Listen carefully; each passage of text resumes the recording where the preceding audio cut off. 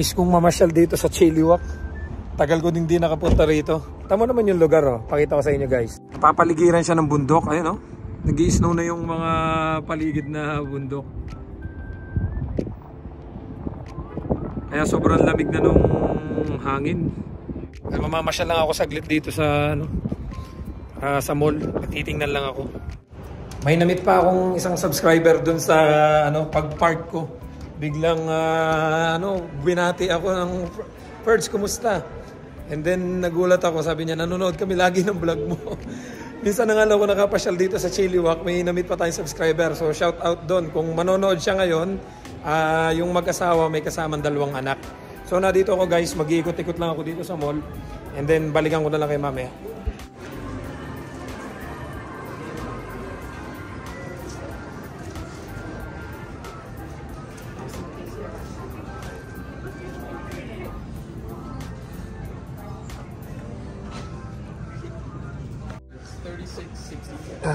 Okay. Yep.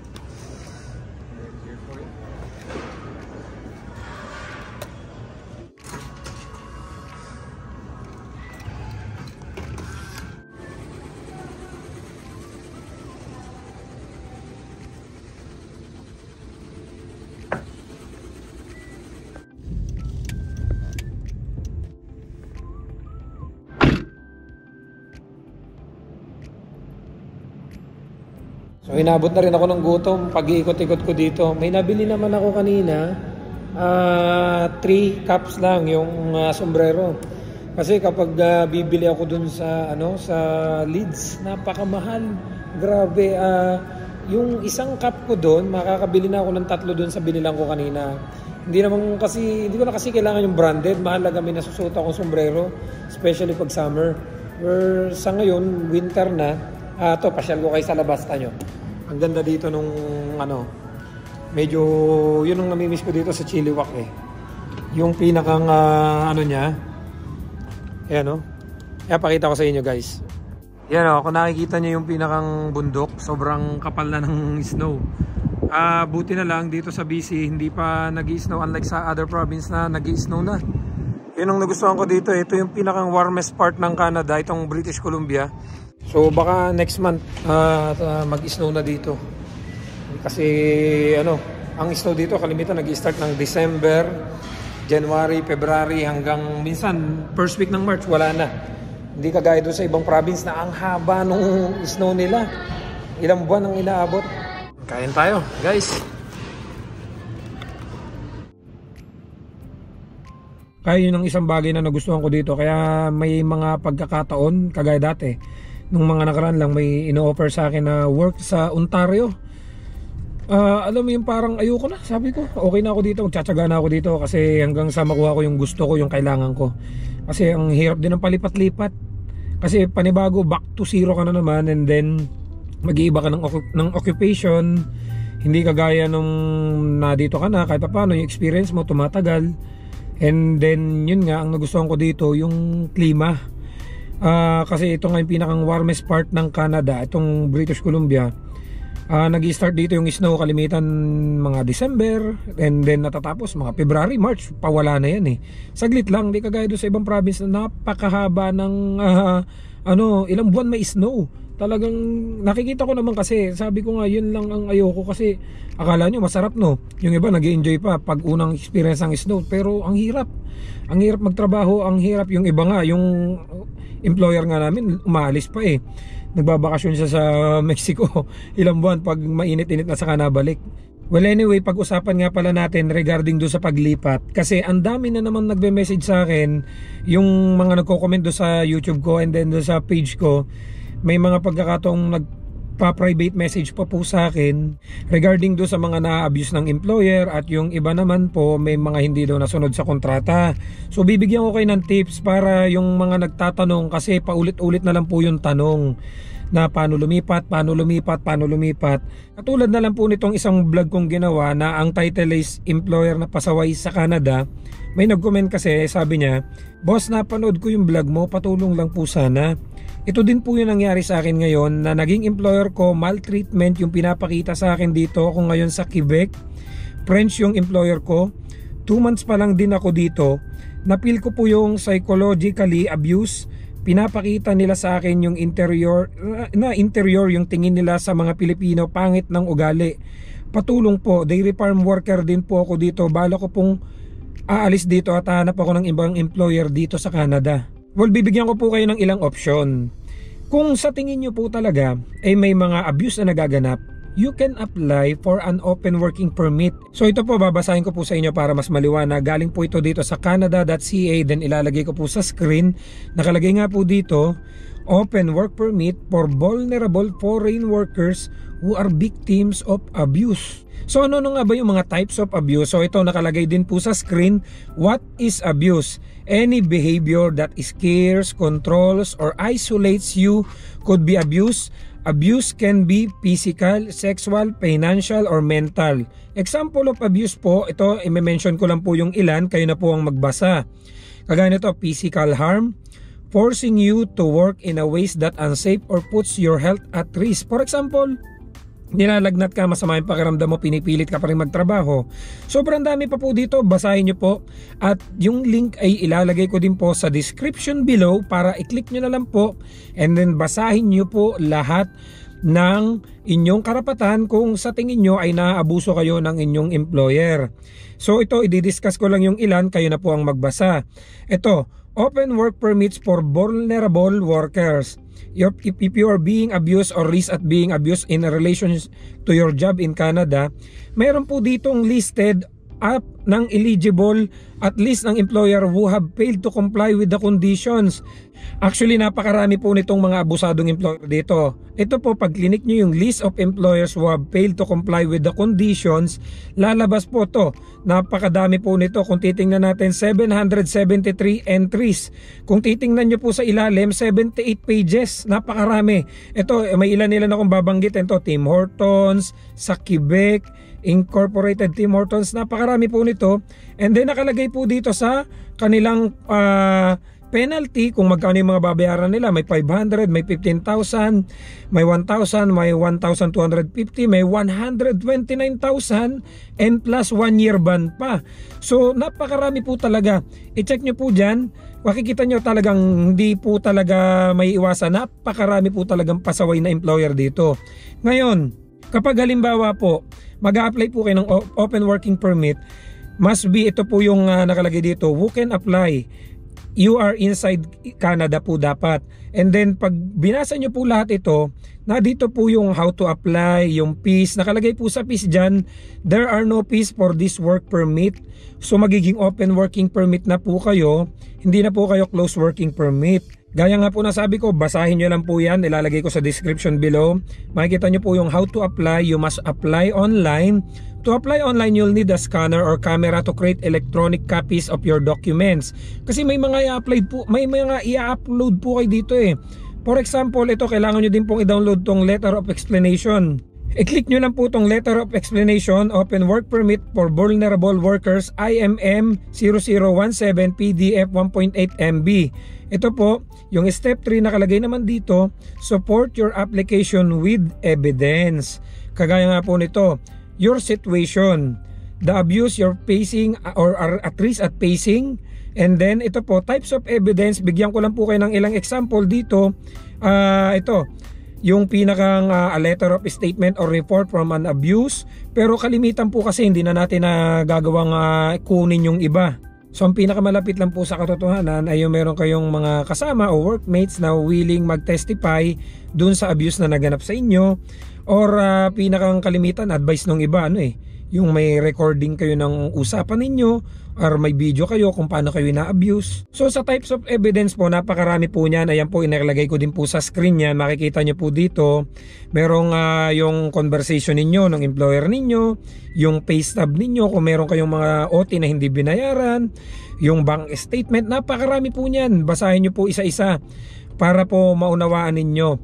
Ngayon po, kung halimbawa naman po kayo ay nakapag-apply ng open working permit, make sure po talaga na yung binasa nyo yung kontrata ninyo. Baka po kasi ang mangyari, mabaliktad po kayo.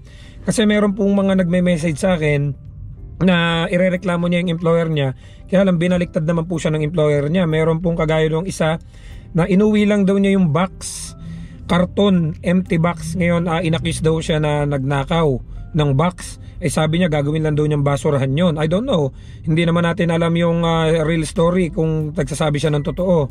So sabi niya gusto niyang kumawala na doon sa employer niya, kaya nga lang hindi niya maisumbong kasi parang mangyari babalikan siya. Kaya nga po sabi ko sa inyo, kung may mga abuse po na nagaganap, make sure po na meron kayong mga supporting documents, hindi puro sabi-sabi lang. Kasi malaking tulong po yun para kahit paano masuportahan yung inyong complaint do sa inyong employer. Ngayon, hindi naman po lahat ay ina-advise ko sa inyo lumipat gaya ng ginawa ko at gaya ng ibang kilala ko na lumipat. Kasi unang-una po hindi biro ang lumipat at maghanap ng panibagong employer na mag-i-issue sa inyo ng panibagong LMIA, working permit. Kasi sobrang dami na nga po ng kakompetensya natin na naghahanap dito, kagaya ng mga nakaturis, ng student na gusto nang kumawala sa student. Kaya yung iba hindi agad-agad nakakapag-issue ng LMIA. Ngayon, kailangan ibalanse nyo po. For example, kung iniisip nyo po yung boss ko, yung employer ko perfecto, hindi po. Kailangan ibabalanse nyo. May mga bagay din kaming hindi gusto pero tinitingnan namin yung good side. Kasi kung ang paiiralin nyo po kagaya ng ibang mga nagme-message nga sa akin, dumating dito, ang trabaho daw niya nasa construction, hindi daw niya kayang trabaho, gusto niya lumipat. The question is, may sapat po ba kayong ipon? Kasi kung wala po kayong sapat na ipon at basta kayong lalayas dyan at hindi kagad kayo nakahanap ng employer or ng working permit, mababakante po kayo. So kapag nabakante po kayo, wala kayong kakainin dito, wala kayong tutuluyan. Ang pinaka worst case scenario, baka makauwi na lang kayo ng Pilipinas. Kaya nga po doon sa mga nagme-message sa akin, lagi kong sinasabi, tiis-tiis muna, ipon-ipon muna. Kasi kapag halimbawa maghahanap kayo ng panibagong employer dito, kailangan nyo may pera kayo.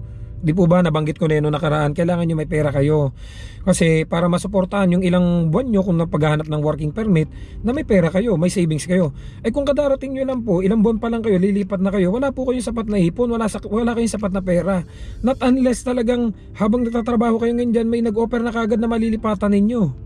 So kung sa tingin nyo po hindi maganda yung sitwasyon nyo, or kung sa tingin nyo naman kaya nyo pang balansehin, kung kaya pa namang magtiis, bigyan ko po kayo ng ilang situation nung mga kakilala ko dito na nagtitiis. Ito, mga kakilala ko to, ayoko na lang banggitin kasi ayoko silang pangunahan na kasi alam ko nagtitiis din sila. May kakilala ko dito, grupo sila ng mga nanguhuli ng, ayoko na, hindi ko na sabihin kung ano yan, basta nanguhuli sila ng mga turkey. Ngayon, sabihin ko na, nanguhuli sila ng turkey dito sa British Columbia. Ngayon, yung employer nila, pinapapasok sila sa ubasan. Nag-harvest sila ng ubas, which is ang nakalagay sa kontrata nila, turkey. Turkey yung huhulihin nila. Hindi sila sa ubasan. So, problema na kagad yun. Kasi una-una, ang kontrata mo nasa turkey ka, then ibabato ka sa ibang employer, and then ay papasahod sa'yo yung kinita din doon. So ano na kagad. And then ang mga nakarating sa aking info base doon sa mga nakausap ko, na ang sama ng loob nila kasi kala nila pinagtrabaho sila doon ay iba pa yung income noon, yung pala yun pa din yung ipasasahod sa kanila. So marami pa pong abuse. Gagaya nung kung isa-isahin ko po kasi talaga marami po talagang ganito dito. Sobrang dami po yung mga nagme-message sa akin, mga nakakausap ko. Kaya nga lang ang masasabi ko po sa inyo, kung kaya nyo pang tiisin nyo, and then apply kayo ng PR, layasan nyo na. Kasi marami pong ganyan yung iba talagang maraming abuse doon sa kanilang employer pero tiniis muna nila kasi may chance kahit papano hindi maganda yung employer. Pero kahit papano susuportahan ka namang ma-PR, hindi tiisin mo na hanggang sa pag nakuha mo yung PR mo, lumayas ka na, maghanap ka na ng ibang employer kasi open working permit ka na. Well, kung talagang hindi ka na makatiis, just make sure na may ipon ka. Ayan, igaya nga po nung sinabi ko sa inyo, you can apply for an open working permit. Ulitin ko po, ilalagay ko po sa description below para po may idea kayo at mas maunawaan ninyo. So you have two options. It's either mag-apply kayo ng open working permit or layasan nyo ng employer ninyo. But make sure na may malilipatan kayo. Hindi yung magiging homeless kayo dito. Kasi napakahirap po dito ng sitwasyon na aalis ka na lang basta nang wala ka naman pera. Kamakailan lang merong isang grupo dito, mga nasa farm din, hindi ko na babanggitin ulit kung ano yon. Basta nasa farm din sila. Yung mga nakarating sa aking info, lima silang kababayan natin Pilipino. Nag-report sila sa Service Canada. Actually, kung ayaw nyo mag-apply online at malapit naman kayo sa Service Canada, pwede naman po kayong pumunta diretso sa Service Canada at doon na kayo mag-apply ng open working permit. And then yun nga, yung 5 nating kababayang Pilipino, pumunta sila sa Service Canada kasi may abuse na nangyayari doon sa company nila. Yun nga, nagka-problema yung employer nila kasi sinumbungan nila. And then sa ngayon, open work permit na po yung 5. Kaya gaya nga nasabi ko, kung may abuse, much better mag-apply na kayo ng open work permit. Kasi pag open work permit po kayo, pwede na kayong maghanap ng trabaho na gusto nyo. Pwede na kayong mag-apply kahit saan. Yun po ang kagandahan ng open work permit compare dun sa closed working permit na yung trabaho mo ay exclusive lang doon sa employer na iisa. So sana po nasagot ko yung mga tanong ninyo kasi ang dami na, paulit-ulit po yung tanong na ganun eh. Lilipat, ilang months pa lang, lilipat, may abuse. So yun nga po, 2 options po, tandaan nyo ulit, open work permit or maghanap ka ng panibagong employer na mag-i-issue ng LMIA at working permit. Doon naman sa nagtatanong, kasi kanina may nag-comment lang din, sabi niya, sir ay paano po yan, dito ako sa Quebec, lilipat po sana ako ng ibang province. Wala pong problema kahit 10 province po kayo as long as may mag-i-issue ng panibagong LMIA, working permit sa inyo. Just make sure na talagang i-issuehan kayo ha. Kasi sayang naman po kung ang layo na ng binahin ninyo, lumipat na kayo ng ibang province. And then manangyayari pong ganyan, pinangakuan, sige punta ka dito. And then pagdating niya, hindi naman siya in-issuehan ng working permit. So nasayang lang, nasayang yung 3 months niyang pagtatrabaho. And then ang nangyari, wala, naghanap na lang uli siya ng panibagong employer na mag-i-issue ng working permit. So nasa yung stay niya doon, nagtrabaho siya nang wala namang ipinaprocess yung employer na nangako sa kanya na magbibigay ng working permit. At para naman po doon sa mga kababayan natin na nagme-message sa akin at humihingi ng consultant na baka daw possible may working permit na available para sa kanila, ito po yung may re-recommend ko naman sa inyo.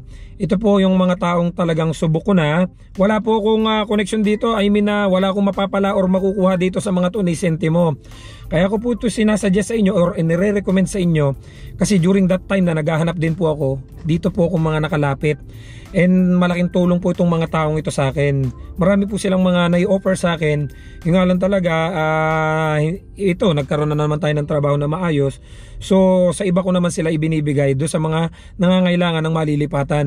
So number 1 po na consultant na pwede ko mai-recommend sa inyo ay si Ma'am Mona Lisa Ruiz, which is based on Ontario. Pero kahit nasa Ontario po siya, noong time na tinatawagan ko siya, may mga job offer siyang binibigay sa akin. Basta iba-iba yun eh. Mayroong sa farm, merong sa construction, merong sa hotel, merong sa food counter, marami po. So ito, bibigyan ko na lang kayo ng konting idea kagad. Ayaw po ni Ma'am Mona Lisa Ruiz ng paligoy-ligoy. Once na may available job for you, tinanong mo, ayaw po nito ng paligoy-ligoy ha, direkta po itong taong ito. Ayaw nito ng paarte-arte. Oo o hindi, yun lang ang isasagot mo. Ngayon, pag nagtanong ka sa kanya, ma'am, magandang araw po, magandang umaga po, magandang gabi po, baka naman po meron po kayong available na LMI para sa akin, naghahanap po ako ng malilipatan. Ngayon, pag sinabi niya sa iyong isend mo yung resume mo sa kanya at nahanapan kanya, for example, Pedro, meron dito para sa'yo. Kaya mo ba? Gusto mo ba? Kaya mo ba to? Construction. Oo o hindi. O meron dito, food counter. Oo o hindi. O meron dito sa hotel. Oo o hindi. Oo o hindi lang isasagot mo. Kaya mo ba o hindi? Diretso ka ba o hindi? Baka mamaya nag-aalanganin ka. Kasi napaka-stricto po nito ni Ma'am Mona Lisa. Ayaw po niya nung oo ka ngayon, and then aayos na yung papeles mo, and then i-commit ka na niya doon sa employer, and then biglang all of a sudden bigla ka magba-back out. Kaya doon po siya na napapahiya po siya doon sa mga employer na sinagutan niya. Kaya kung kayo nag-hesitate kayo, wag muna kayong oo. Dahil masasayang lang yung pakikipag-usap nyo kay Ma'am Mona Lisa. Pero ang totoo po niyan, ito marami talagang hawak na employer. Ngayon, ito pa, si Sir Nestor Apricio, nasa Toronto din po ito. Kababayan din natin to na marami din siyang nai-offer sa akin. Yun nga lang, sabi ko ayoko na lumipat ng province eh. I-follow nyo po, i-check nyo po yung kanyang FB. Yan, dyan, si Ma'am Mona Lisa, si Sir Nestor Apricio. Marami din po siya. Ibasahin nyo na lang po sa wall niya yung mga pinopost niyang hiring. At saka marami po siyang napapapunta dito sa Canada. I-check nyo po yan. And then syempre dito naman sa British Columbia, ang may re-recommend ko sa inyo, syempre yung consultant ko na nilalapitan palagi, si Sir Kel Hansen. Yan din po yung nagpa-process ng mga documents ko, ng papers ko. Kaya yun po yung talagang madalas namin nilalapitan. Talagang marami na siyang naiprocess sa amin ng mga working permit, at even yung mga lumipat na ganun din, abuse din, nakalipat ng ibang work, and then yung ibang mga nakatourist na i-process din niya. And then sometimes nakakakuha po siya ng from Taiwan, nakakakuha po siya si Circle. Ilalagay ko na lang din po sa screen yung tatlo. Ulitin ko, si Ma'am Mona Lisa, si Sir Nestor at si Sir Kel Hansen. Yung pinakang mga contact details nila ay diyan ko na lang po ilalagay sa screen para makita ninyo. If ever kailangan nyo po ng malilipatan, pwede po kayo mag-inquire sa kanila. Magbaka sakali po kayo, malay nyo po may available para sa inyo na malilipatan, or employer na pwedeng mag-issue sa inyo ng LMIA working permit. Meron din naman po kung ilang consultant na kilala, kaya nga lang ayoko nang i-recommend sa inyo, pero it's up to you kung gusto nyong patusin, kasi kaya ayoko nang ibigay sa inyo, medyo pricey. Kagaya nito ni Sir Gurbachan Singh. Yan dati, may in-offer sa akin yan, ang mahal naman, 7,000, 8,000. Pero gaya nga po nasabi ko sa inyo, kung gusto nyong i-grab, it's up to you kung may pera po kayo, kasi medyo pricey talaga to si Sir Gurbachan. Pero marami na po itong Pilipinong naayos yung working permit at nahanapan ng employer. So hanggang dito na lang muna siguro guys, at ako'y mag-grocery pa dito sa Chili Wax. Dito na lang ako mag-grocery sa Superstore, kasi kaysa babiyahe pa ako ng Abbotsford gagabihin na ako. So hope na nakatulong po yung ating video para doon sa mga nagtatanong po na mahahanap ng malilipatan, yung mga may abuse, or yung iba wala naman talagang abuse, nahihirapan lang ng trabaho na nibago, hindi pa maka-adapt do sa trabahong dinatnan nila dito, kasi possible yung trabaho nila before sila pumunta dito ay hindi tugma do sa talagang experience nila. So sana may natutunan kayo sa ating today's episode. Don't forget to subscribe, like, and share this video para makatulong do sa kababayan natin na mga biktima ng abuse, at do sa mga kababayan natin na nahihirapan, para naman hindi masayang yung punta nila dito, na kaysa naman umuwi sila maghanap na lang sila ng panibagong employer. So see you guys sa next vlog. Salamat, bye bye.